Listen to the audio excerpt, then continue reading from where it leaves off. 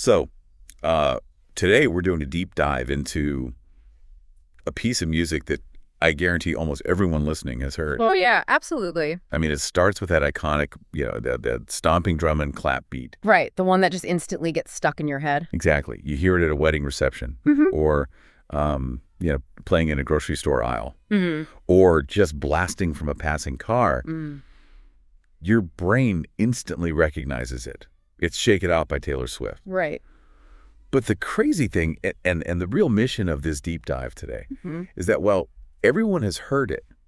Very few people have actually read it. Yeah, which is wild when you think about it. Right, because on the surface, it's this wildly upbeat pop song about ignoring critics. Yeah. But ironically, the exact words she used to ignore them, they triggered a federal lawsuit. Yeah, a massive one. An international censorship debate, and this huge academic controversy about race and authenticity in America. It's honestly fascinating because we usually experience a song like this as just a pure sonic sugar rush, right? Totally. It's designed to be frictionless. It just goes down easy.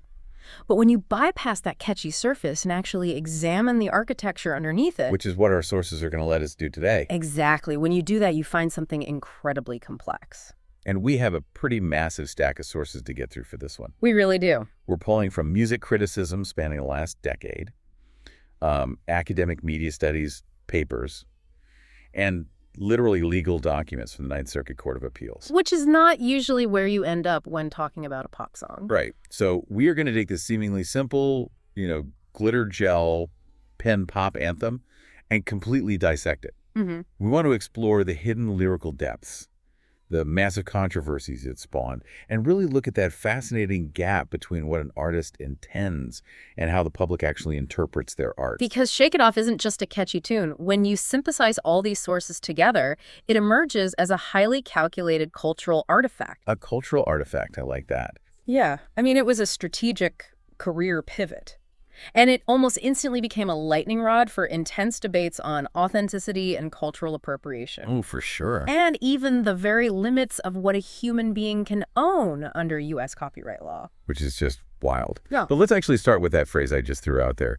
The glitter gel pen pop song. Right. Let's define that. For listeners who maybe aren't deeply entrenched in the fandom, Swift actually categorizes her own songwriting by the metaphorical pen she imagines holding while she writes. Which is such a cool concept. It is. So a fountain pen is for those poetic, deeply personal confessions. A quill is for historical period piece narratives. Right. And a glitter gel pen is reserved for songs that are basically frivolous, bouncy, and they just don't take themselves too seriously. Exactly. But before we look at the specific lyrics drawn by that gel pen, we have to understand the environment that forced her to uncap it in the first place. Yeah, the context is everything here. It really is. The timeline is crucial. To understand the genesis of this track, we have to travel back to the Grammy Awards in early 2014. Okay, paint the picture for us. So Swift's previous album, Red, had been this wildly successful but sonically fragmented project. Right, it had a lot going on. Yeah, it heavily blurred the lines between her acoustic country roots and these massive pop productions. But at those Grammys, Red lost Album of the Year. Oh, man. Yeah, and the sources note that Swift admitted she went home and cried a little bit over the loss. I mean, I would too. Right, but rather than doubling down on what she'd always done, she used that defeat as a catalyst. She made this deliberate hairpin decision that it was time to abandon the country genre entirely and just make a purely mainstream pop album. Which, sounds like a no-brainer today, considering she is arguably the biggest pop star on the planet. Totally. But back then, our sources detail how terrified her record label was. They basically staged an intervention. They really did. They required a dozen sit-downs to try and talk her out of it. They were begging her to keep at least a few country songs with a fiddle or a steel guitar on the new record. And the panic from the label makes complete business sense when you understand the mechanics of the music industry. How so?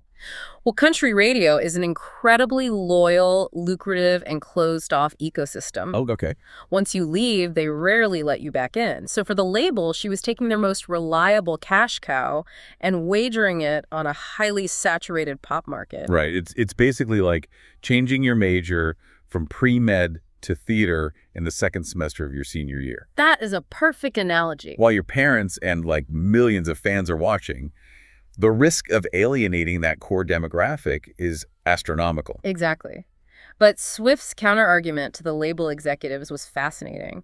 She told them that if she chased two rabbits by trying to serve both country radio and pop radio, she would lose them both. Oh, that's smart. Right. She recognized that half measures breed inauthenticity. So she fully embraced the pop pivot. She moved to New York, cut her hair into a bob, and specifically decided to address the intense, often vicious media scrutiny she was facing. Because the media narrative around her in like 2013 and 2014 was intense. Oh, it was brutal. She was routinely painted in tabloids as this flirtatious serial dater who clung to men, ruined relationships, and then wrote revenge songs about them. And in the past, she had written songs like Mean, which very explicitly called out her critics from a place of being victimized. Right. But with this pop pivot, she took a completely proactive, almost aggressive stance. She did. She partnered with the legendary Swedish pop producers Max Martin and Shellback. Oh, yeah. Those guys are massive. Right. They are the architects behind decades of massive pop hits. So she walked into the studio and told them she didn't have a melody, just a vibe. A vibe. I love that. She said she wanted a song that could compel the one girl at a wedding reception who hasn't danced all night to finally get up and hit the floor. Mission accomplished there. Seriously. So Martin and Shellback built this aggressive, up-tempo synth pop track. It clocks in at a racing 160 beats per minute. Wow, that is fast. And the instrumentation is so specific, too. Our sources note there is no traditional guitar at all. Which was her signature instrument up to that point. Exactly. Instead, they use a mellotron, which is this vintage mechanical keyboard that plays actual analog tape loops of real instruments when you press a key. Right, it's such a unique sound. Yeah, they used it to create that brassy saxophone line. It gives the song a sound that is simultaneously organic and highly artificial. And what about that stomping beat? Oh, yeah. Martin and Shellback literally recorded themselves banging their feet on a wooden floor and clapping. That is amazing. That sonic architecture, the relentless driving beat combined with those synthetic horns, it was the perfect vehicle for the lyrical strategy she was about to deploy. So let's actually look at those lyrics, because they operate as a complete masterclass in taking back a narrative. They really do. To execute this pivot, she essentially weaponizes her own bad press. The song opens with her addressing the dumb blonde persona head on. The very first lines are, "I stay out too late, got nothing in my brain." That's what people say. Notice what she does mechanically there. She states the insult and immediately deflates it by attributing it to people. Right.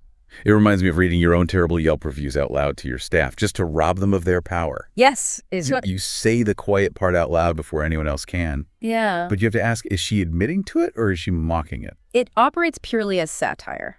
By explicitly stating that's what people say, Swift shatters the fourth wall. Oh, I see. In a traditional pop song, the singer pretends the audience is just overhearing a private moment.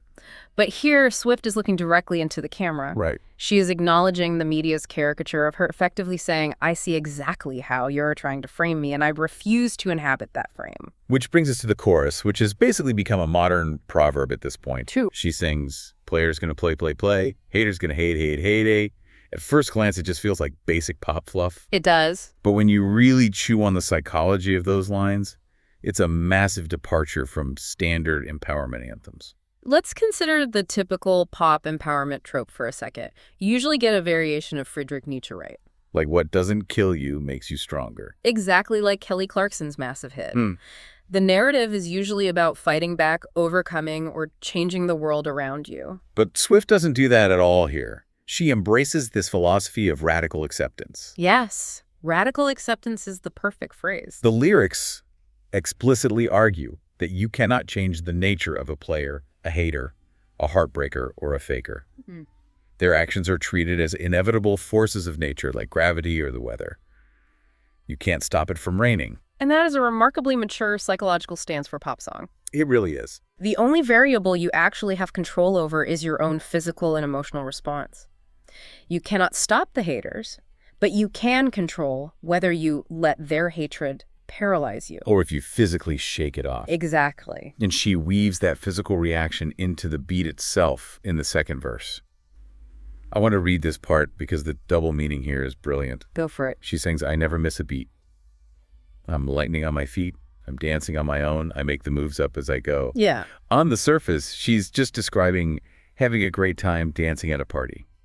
But never missing a beat is a clear metaphor for dodging the relentless media cycle. Right. She actually told Rolling Stone magazine around that time that when you live under a microscope, you can either let it break you or you can get really, really good at dodging punches. And the line, "I make the moves up as I go," is where the armor slips just a fraction. It reveals a surprising vulnerability. Oh, how so? She is navigating a level of global fame and scrutiny that comes with no instruction manual. She doesn't actually have a master plan. She is improvising her survival. Well, yeah. And because the public doesn't see the frantic paddling under the water, she follows it with the line, and that's what they don't know. I am so glad you pointed that out because that subtle vulnerability sets up what I think is the cleverest part of the entire song, the bridge. Oh, the bridge is fantastic. She sings, "Just think while you've been getting down and out about the liars and the dirty, dirty cheats of the world, you could have gotten down to this sick beat." It's a fantastic pivot in perspective. Up to this point, the song has been heavily focused on her own experience with third-party antagonists. Right. But here she breaks the fourth wall again to address the listener directly. She is offering her coping mechanism to you. And the wordplay on getting down is so sharp. She uses it first to describe a state of depression, like getting down and out, letting the liars ruin your day. But then she flips the exact same phrase to mean the physical act of dancing, getting down to the beat. It's a clever historical nod, too. In early hip-hop, Grandmaster Flash coined the term the get down to describe the specific part of a record where the beat isolated and the dancers would hit the floor. Oh, I didn't know that. Yeah. So Swift is taking a term associated with emotional defeat and reclaiming its original musical definition of physical release. She executes a very similar trick with the word shake right after that. In the spoken word rap section, she tells this little vignette about her ex-boyfriend bringing his new girlfriend around. Right. And she declares, "I'm just gonna shake." In that specific context, shaking is almost an involuntary trauma response. Yeah, like an emotional defense mechanism against anxiety. Exactly.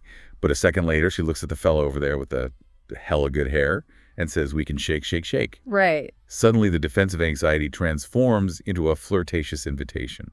The way she manipulates language here demonstrates why critics from outlets like The Guardian eventually realized she was twisting tired pop cliches until they sounded original again. Yeah, she really was. She was transitioning from the hyper-literal, diaristic songwriting of her country days into a space where pop music functions as an abstract playground. So she engineers this incredibly clever, satirical, highly produced pop behemoth. She even trademarks the phrase, "this sick beat." She did, yeah. But did the general public actually understand what she was doing? Because looking at our sources from 2014, the initial reception was wildly polarizing. The critical landscape upon the song's release was deeply divided. We have to remember that 2014 was a year marked by significant social and political unrest globally and in the U.S. Right, that's true. And some critics felt the song was completely tone deaf to that reality. He really did. Randall Roberts, writing for the LA Times, published a fairly scathing review. His core argument was that the song was hopelessly shallow. He pointed out that when real lives are at stake and serious injustices are occurring, liars and cheats shouldn't just be flippantly shaken off. He essentially accused her of fiddling while Rome burned. But on the other side of that, coin critics like Andrew Unterberger at Spin Magazine argue the exact opposite. What did he say? He praised the song, asserting that for a female artist who had built her entire brand on deeply internalized romantic struggles, choosing to liberate herself and embrace unabashed positivity was a radical and necessary act. Which brings up a fascinating music criticism term that appears in our sources. Poptimism. Ah, yes, poptimism. For listeners who might not hang out in music journalism circles, poptimism is the belief that pop music is just as worthy of serious, rigorous professional critique as rock, hip-hop, or folk music. Right. For decades, the critical establishment basically treated pop as disposable trash for teenagers while real musicians played guitars. Exactly. And Shake It Off became a massive battleground for this exact debate, especially in Australia. The situation with the Triple J Hottest 100 is a perfect case study of this tension. Tell us about that. Well, Triple J is a heavily influential state-funded Australian radio station. They hold an annual poll called the Hottest 100, which historically champions alternative indie and non-mainstream artists. Okay. It is a very guarded cultural institution. Enter the internet. Always. A viral campaign called Tay4 Hottest 100 exploded on social media. It was largely propelled by a BuzzFeed article pointing out how undeniable Shake It Off was and demanding to know why it shouldn't be eligible for the poll. Right. Fans flooded the voting system. The influx of votes completely overwhelmed the station's usual alternative contenders. Yeah.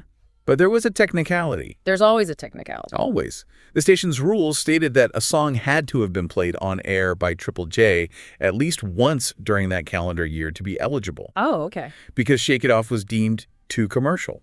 Triple J had never played the original version.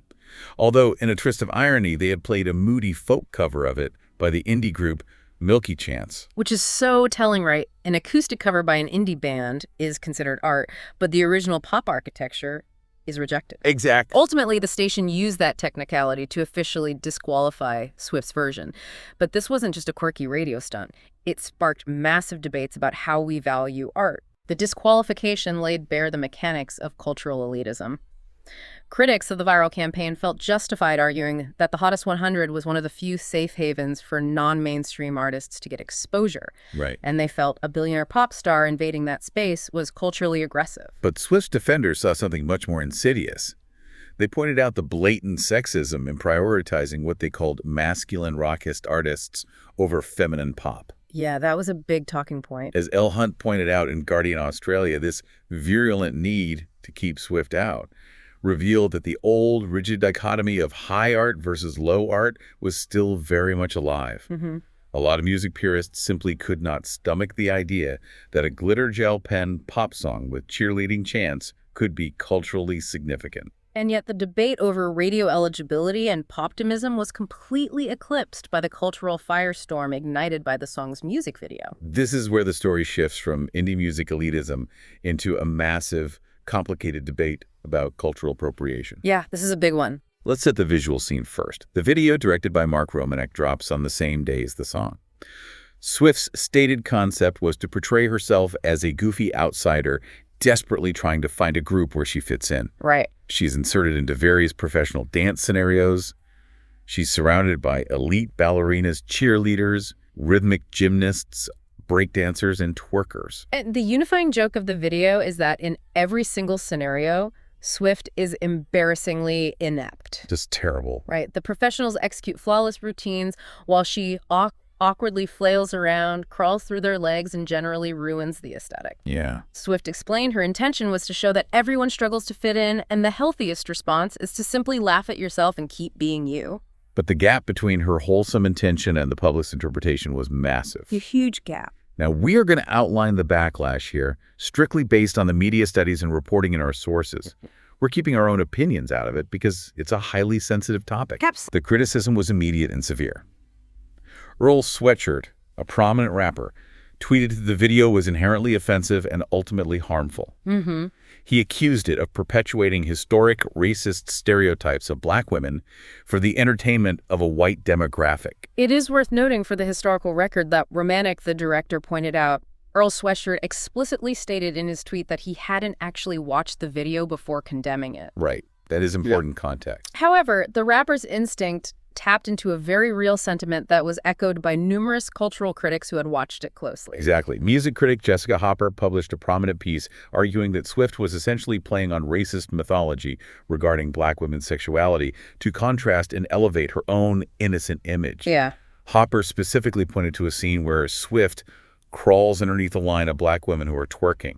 She looks up at the camera with this goofy smirk. I remember that shot. Which Hopper argued was using women of color as mere props to signal to her audience, like, isn't this urban culture wacky and weird compared to me? This specific critique didn't just stay on Twitter. It generated significant academic analysis. Media studies scholars have debated this video for years, and our sources provide a really illuminating look at both sides of the academic divide. I really want to dig into the academic critiques because they give us new vocabulary to understand these cultural flashpoints. Let's do it. Let's look at the work of academic Rachel Dabrowski. She analyzed the video using a concept called racializing surveillance. For our listeners, what does that actually mean in plain English?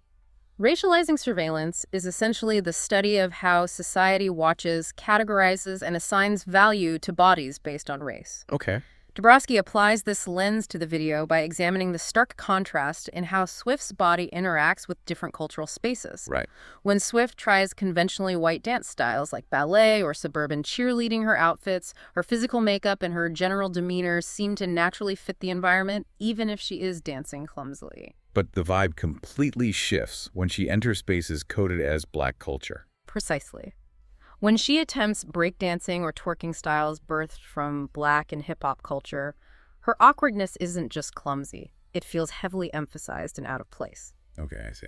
Dabrowski argues that by intentionally failing so spectacularly at styles of dance associated with people of color, the underlying, perhaps unconscious message becomes a declaration of white authenticity. Wow. She is essentially broadcasting, I am so inherently white, and my whiteness is affirmed by how ridiculous I look attempting to engage with Black culture. You know, I'm looking at Dabrowski's critique, Oh, and I have to admit I struggle with it just a bit. how so? If the entire premise of the video is Swift playing a satirical character who is bad at absolutely everything, including the white-coated ballet and rhythmic gymnastics, isn't Dabrowski misinterpreting basic universal self-deprecation as a specific racial commentary? And that is exactly where the defense of the video comes in. Mark Romanek fiercely pushed back against the appropriation claims. What did he say? He argued that the production simply chose styles of dance that were currently popular in music videos, and they cast the absolute best professional dancers available without any regard to race or ethnicity. Okay. He pointed out that if you look at the entire cast, it is a massively inclusive piece. His defense rests on the idea that the video is pure satire, mocking the very cliches and tropes of modern music videos. And there's another academic in our sources, Maren Wilkinson, who offers a defense that directly addresses my confusion. Yeah, Wilkinson's take is super interesting. Wilkinson looks at the video not through the lens of racial surveillance, but through Swift's established zany persona. Wilkinson provides crucial context here. Swift had built a multi-million-dollar country music empire on being perceived as a relatable, hardworking, highly authentic girl next door who wrote her own songs on a guitar. Right, we talked about that earlier. But the mainstream pop landscape she was entering in 2014 was widely viewed as highly artificial manufactured and heavily reliant on rigid choreography and synthetic beats. So by abandoning country for pop, she risked destroying the very authenticity that made her famous. Exactly. Wilkinson argues that Swift's clumsiness in the video is a highly calculated signal to her fans. By failing at every single commercially viable dance routine and laughing at herself, Swift is telling her audience, I will never seamlessly fit into this artificial pop machine. That is brilliant. She embraces her natural, uncoordinated state as proof that her true, authentic country girl soul is still intact, hiding just beneath the glossy surface of this Max Martin pop production. It's incredible how a 3-minute pop video can be decoded in such wildly different ways. Right. It's either a problematic display of racialized surveillance, or it's a brilliant satirical maneuver to maintain her brand's authenticity during a genre transition. It perfectly illustrates how an artist loses control of their work the second it is released. The gap between her intention and the cultural interpretation is vast. But Swift's strategy to rely on these generic, undeniable cultural catchphrases to be her new persona didn't just cause friction with music critics and academics. No, it did not. By borrowing so heavily from everyday slang to craft her lyrics, she accidentally walked right into a legal minefield over who actually owns the English language. This is wild. Which brings us to the final chapter of our deep dive, the federal copyright lawsuits. This is where the abstract debates over cultural appropriation suddenly become very literal, high-stakes battles in federal court over intellectual property. In September 2017, songwriters Sean Sepal and Nate Butler filed a major copyright infringement lawsuit against Taylor Swift. Back in 2001, they wrote a song for the R&B girl group 3LW called Play Us Gone Play. The lyrics in their chorus go, play as they gonna play, and haters they gonna hate. Ballers they gonna, ball shot callers they gonna call. They allege that Swift Wholesale plagiarized the core concepts of their lyrics for the chorus of Shake It Off. Now, I have to push back hard on the very premise of this lawsuit. Think about how often you use a phrase like, haters gonna hate in your own life to brush off a bad day at work or an annoying comment on social media. Right, it's everywhere. Aren't players playing and haters hating just what those words literally mean? It's just English grammar. Can you actually copyright the dictionary definition of a person performing the action they are named for? That specific question terrified the music industry, and it took the courts years to figure it out. Swift's legal team mounted a defense that leaned heavily on two fascinating legal concepts. The first is the concept of a tautophrase. Okay, let's define that. What is a tautophrase? A tautophrase is a linguistic construct that simply says the same thing twice. It states the incredibly obvious. If A equals A, then A will do A. Like boys will be boys. Exactly. Or it is what it is. Or in this case, players play. Swift's lawyers argued that these are commonplace, generic phrases deeply embedded in popular culture, not original literary inventions that can be owned by one specific songwriter. That makes total sense. It would be like me writing a song called Runner's Gonna Run and then trying to sue Nike for using it in a commercial. Right. You can't own a basic fact of existence. Exactly. And that leads to their second and much more significant legal argument, the merger doctrine.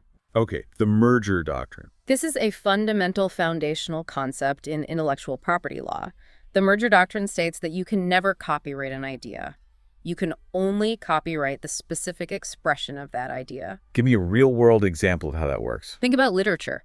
You cannot copyright the idea of a magical school for young wizards. If you could, no one could ever write fantasy again. Oh, right. But you can copyright the specific expression of that idea, which is Hogwarts, Harry Potter, and Dumbledore.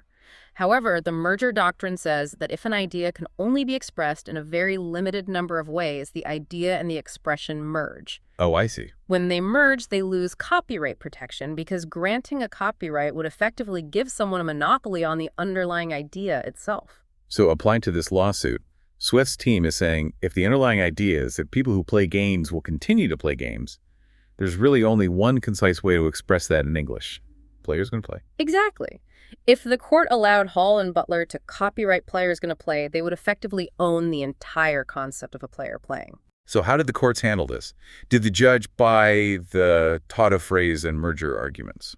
Initially, they handed Swift a total victory. In February 2018, U.S. District Judge Michael W. Fitzgerald dismissed the lawsuit entirely. Wow, okay. He issued a ruling stating that the lyrics in question were simply too banal and generic to warrant copyright protection.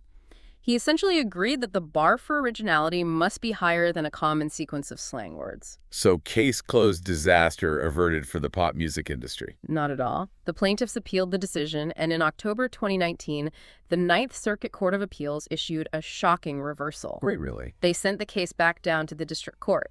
The appellate judges ruled that Judge Fitzgerald had improperly constituted himself as the final judge of the worth of an expressive work. Wait, so the higher court is saying that a judge isn't allowed to decide if a lyric is too basic to be copyrighted. The Ninth Circuit stated that the threshold for originality in copyright law is actually exceptionally low. And whether Player's Gonna Play met that low bar was a question of fact that a jury of regular people needed to decide, not a judge issuing a dismissal. I can imagine the panic in the music industry. If a jury of random citizens decided that a 6-word tautophrase could be copyrighted, it would open the floodgates for millions of frivolous lawsuits over everyday slang. Oh, absolutely. You wouldn't be able to write a pop song without running it through a team of lawyers checking urban dictionaries. It was a massive existential threat to songwriting. Swift's team fought back aggressively with further motions. How else did they argue? They pointed out that aside from those specific words, the two songs share absolutely no musical elements. They belong to completely different genres, and fundamentally, they use the phrases in totally different narrative contexts. Let's unpack the context difference because it is stark. In the 3LW song, the lyrics Players They Gonna Play are just declarative statements of fact about the world. But in Swift's song, the actions of the players and the haters are the specific driving catalyst for her own reaction. They're the setup to her punchline, which is choosing to physically shake it off. Furthermore, Swift employs a technique that legal experts call rhetorical repetition, the stuttering effect of play, play, play, play, play. Oh, yeah. This was actually a crucial factor in a completely separate lawsuit. Oh, right. She was sued twice over this. Yes. In 2015, an R&B singer named Jesse Brom sued Swift over his 2013 song titled Haters Gonna Hate. Seriously? Yeah. That lawsuit was dismissed much faster, largely because the judge noted glaring dissimilarities in the music and specifically highlighted Swift's unique rhetorical repetition as an original transformative expression. So with all this back and forth, how did the massive 3LW lawsuit finally end? Did it ever get in front of a jury? It did not. In December 2022, literally just weeks before jury selection was supposed to begin, the judge dismissed the action entirely because both parties suddenly filed a joint stipulation to drop the case. A quiet settlement right before trial. The exact details were sealed and never made public with the court, noting only that each side was responsible for their own legal fees. Right. But the legal commentators in our sources like Charles Cronin offer some very educated speculation. Cronin theorizes that Swift may have simply offered the plaintiffs a financial settlement to make the headache go away. Which makes sense when you look at the broader context of her career in 2022. She was in the middle of a massive, unprecedented project, re-recording her entire back catalog to regain ownership of her master recordings. Exactly. She couldn't afford to have the crown jewel of her pop transition tied up in a messy jury trial. The Taylor's Version project required a clean slate, and that brings us full circle historically. In 2023, she successfully released 1989 Taylor's Version, fully reclaiming Shake It Off both legally and culturally. That's incredible. In her note to fans for that release, she wrote something very poignant. He said she was born in 1989, reinvented for the first time in 2014, and a part of me was reclaimed in 2023. It is genuinely incredible how much cultural history, legal precedent, and academic theory is packed into 3.5 minutes of stomping pop music. It really is. We started this deep dive looking at a frivolous glitter gel pen song, but the sources reveal it to be an absolute masterclass in artist rebranding. It redefined the entire trajectory of her career. It forced music critics to grapple with their own biases regarding poptimism. Right. It sparked serious, lasting academic debates on racializing surveillance and the visual language of authenticity. And it pushed U.S. copyright law to the brink over the ownership of everyday slang. All from a song that literally begins with the line, "I stay out too late." It's wild. But before we wrap up, there's one final fascinating detail hidden in the very back of our source materials that completely flips the script on everything we've just spent the last half hour discussing. Yes, and this is a profound thought to leave our listeners with. Throughout this entire deep dive, we've analyzed Shake It Off exactly the way Swift branded it and presented it to the public, as a bold, unbothered, highly calculated satirical takedown of media critics and internet trolls. It has been universally understood as a song about laughing off the paparazzi.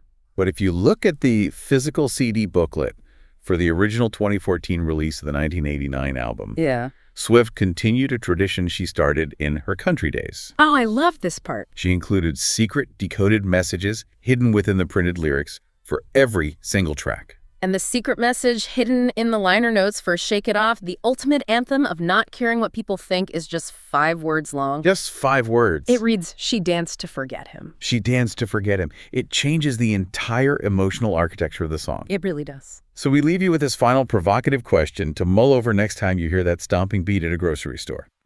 For a song so thoroughly analyzed as a calculated career pivot and a defiant middle finger to the press, right?